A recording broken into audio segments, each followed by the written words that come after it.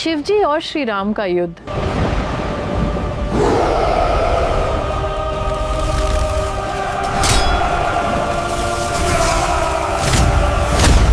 रामायण की एक ऐसी घटना जिसमें खुद श्री राम को अपने ही आराध्य महादेव के खिलाफ अस्त्र उठाने पड़े। सोचिए एक बार, जिस भगवान की कृपा से रावण जैसे महाबली का वध हुआ, अगर एक दिन वही भगवान युद्ध भूमि में सामने खड़े हो जाएं, तो उस पल श्री राम के मन पर क्या बीती होगी। आइए मैं आपको इस अद्भुत कहानी को सुनाती हूँ जिसके बारे में बहुत कम लोग जानते हैं।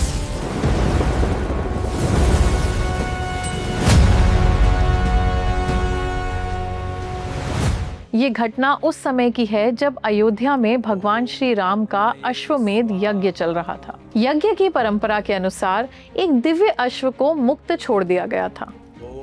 जहां जहां वह घोड़ा बिना रोक टोक के घूमता, वह राज्य अयोध्या की अधीनता स्वीकार कर लेता।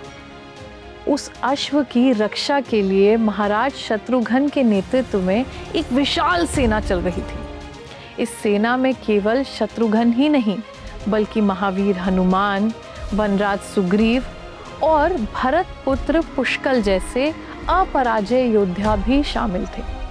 ऐसे महारथी जिन्हें हराना देवताओं के लिए भी सरल नहीं था। कई राज्यों को विजय करते हुए अश्वमेध का घोड़ा अंततः एक दिव्य नगरी देवपुर पहुंच गया। आपने देवपुर के बारे में सुना है?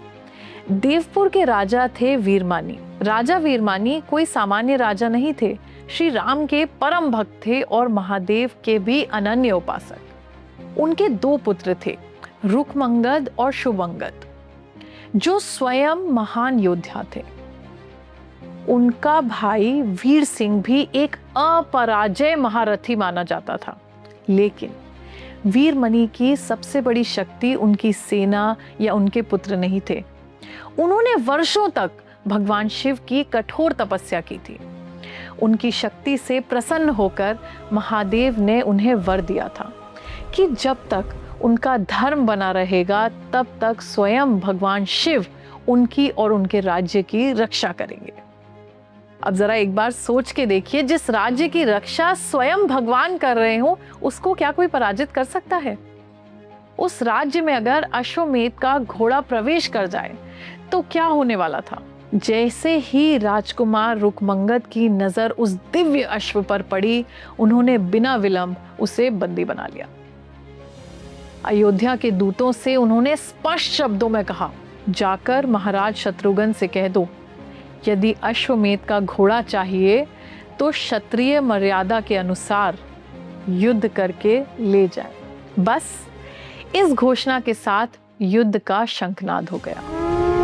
एक ओर अयोध्या की सेना थी और दूसरी ओर देवपुर के वीर। सबसे पहले भरत पुत्र पुष्कल स्वयं राजा वीरमानी के सामने आ खड़े हुए। एक ओर अयोध्या की सेना थी और दूसरी ओर देवपुर के वीर। सबसे पहले भरत पुत्र पुष्कल स्वयं राजा वीरमानी के सामने आ खड़े हुए। दोनों ही महान धुरंधर थे। दोनों के बाण आकाश को चीरते हुए एक दूसरे की ओर बढ़ने लगे। कभी दिव्यास्त्र चलते, कभी गदाओं के प्रहार और कभी तलवारों की टकरार। उधर हनुमान जी वीर सिंह से भयंकर युद्ध करने में लगे हुए थे। रुकमंगद और शुभंगद ने मिलकर शत्रुघ्न पर आक्रमण कर दिया था। पूरा रण क्षेत्र धनुष की टंकार और शस्त्रों की आवाजों से मानो गूंज उठा था। लेकिन सबसे भयंकर युद्ध चल रहा था पुष्कल यानी भरत के पुत्र और राजा वीरमानी के बीच। दोनों ने अपना संपूर्ण बल लगा दिया था। काफी देर तक चले इस महासंग्राम के बाद पुष्कल ने एक साथ 8 नरंच बाण छोड़े। ये बाण सीधा राजा वीरमानी के शरीर में लगे। प्रहार इतना भयंकर था कि राजा वीरमानी मूर्छित हो गए। पर जैसे ही राजा भूमि पर गिरे, अयोध्या की सेना में विजय का शंखनाद गूंज उठा। सबको लगा युद्ध समाप्त हो चुका है। लेकिन यही तो असली कहानी की शुरुआत थी। कुछ ही क्षण के बाद राजा वीरमानी को होश आ गया। उन्होंने आंखें खोली और देखा उनकी सेना धीरे धीरे पराजित हो रही है। उसी क्षण उन्होंने अपने आराध्य महादेव को याद किया। एक सच्चे भक्त की पुकार सुनकर भगवान हमेशा आते हैं और इस बार भी भगवान आए। भगवान महादेव ने जैसे ही भक्त का संकट देखा, उन्होंने तुरंत वीरभद्र को आदेश दिया। वीरभद्र के साथ नंदी भी, भृंगी भी और अनेक शिवगण तुरंत युद्ध की भूमि की ओर चल पड़े। अगले ही पल रणभूमि का दृश्य बदल चुका था। महाकाल के गणों की गर्जना से धरती कांप उठी थी। वीरभद्र का वो विकराल रूप, नंदी का अपार बल और भृंगी का भयंकर तेज। अयोध्या के अनेक सैनिकों के हाथ अब कांपने लगे थे। उन्हें लगा जैसे स्वयं प्रलय उतर आई है उनके सामने और आज उन्हें कोई नहीं बचा सकता। लेकिन भरत के पुत्र पुष्कल पीछे हटने वालों में से नहीं थे। उन्होंने धनुष संभाला और वीरभद्र के सामने जा खड़े हुए। हनुमान जी नंदी से भिड़ गए और महाराज शत्रुघ्न ने भृंगी का सामना किया। आप सोचिए, शिवजी के गणों से युद्ध चल रहा है यहाँ पर। पुष्कल ने अपने एक के बाद एक दिव्यास्त्र चलाए, लेकिन वीरभद्र ने हर अस्त्र को पल भर में निष्प्रभाव कर दिया। पुष्कल ने अपना प्रबल शक्ति अस्त्र चला दिया। वह अस्त्र सीधा वीरभद्र के मरण स्थल पर लगा। एक पल के लिए पूरी रणभूमि में एक मौन सन्नाटा सा रह गया। लेकिन अगले ही क्षण क्रोध से प्रज्वलित वीरभद्र ने अपने त्रिशूल को उठाया।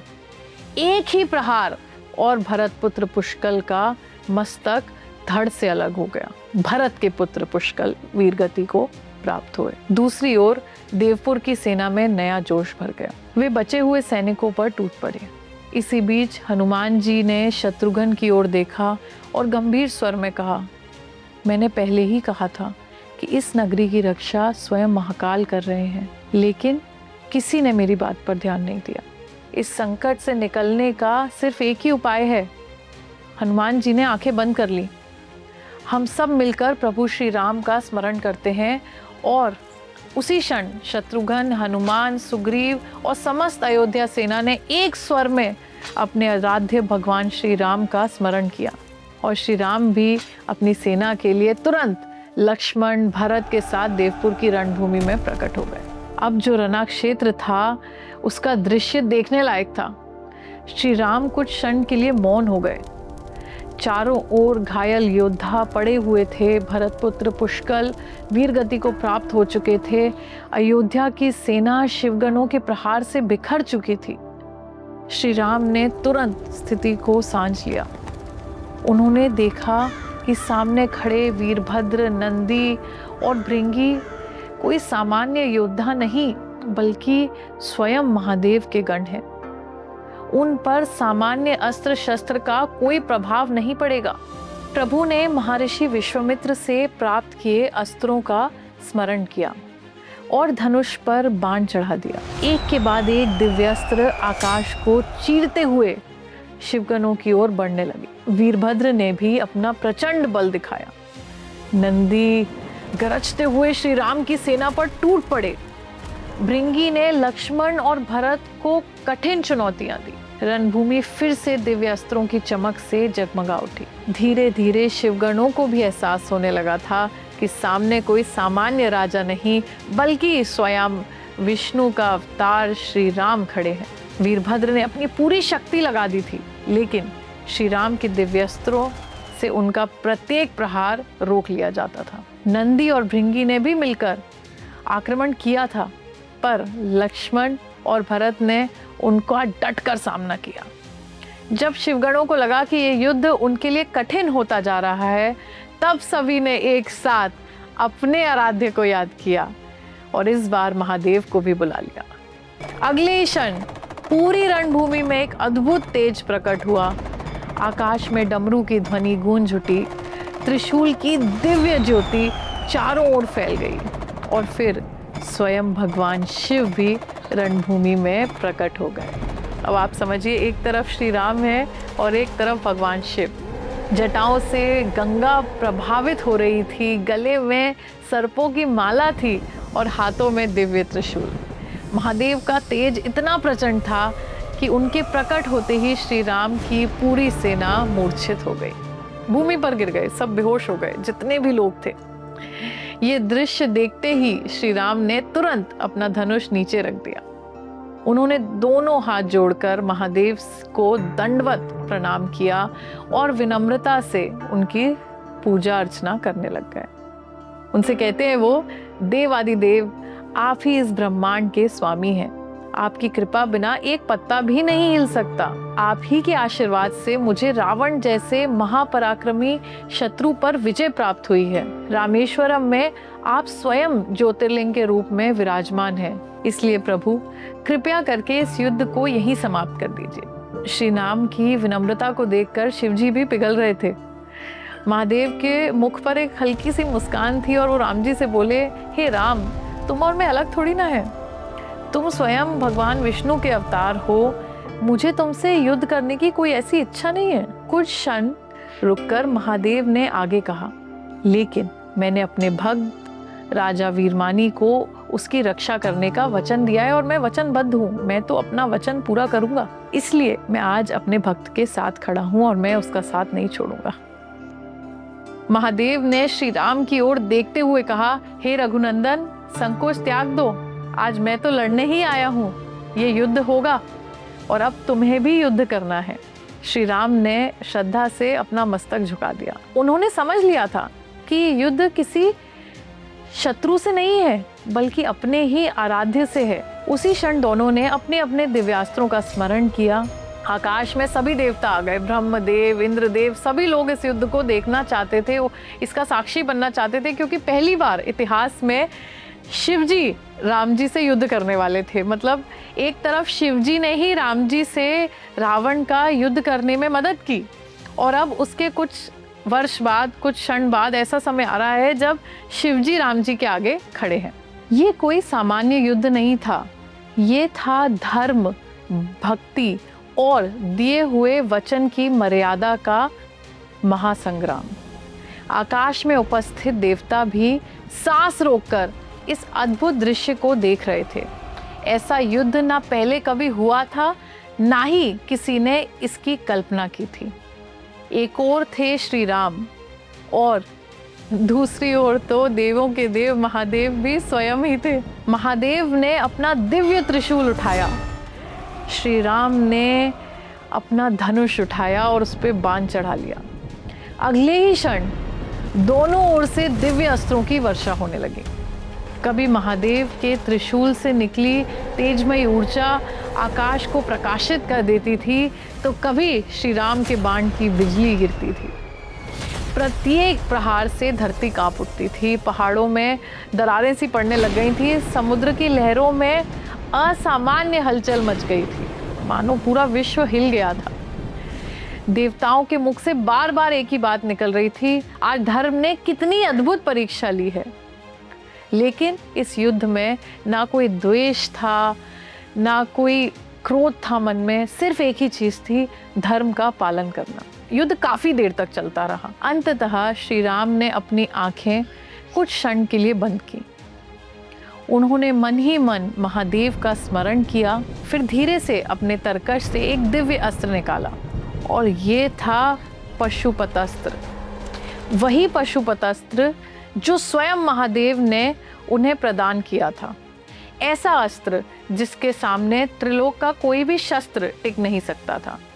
श्री राम ने उस दिव्य अस्त्र को अपने मस्तक पे लगाया और विनम्रता से बोले, हे महादेव, ये दिव्य अस्त्र भी आपका ही दिया हुआ है, आपकी आज्ञा के बिना इसका प्रयोग नहीं कर सकता मैं, लेकिन आज आपके ही वचन का सम्मान करने के लिए और आपकी ही आज्ञा का पालन करते हुए मैं इसे आप पर चला रहा हूँ, कृपया इस अपराध के लिए क्षमा करें।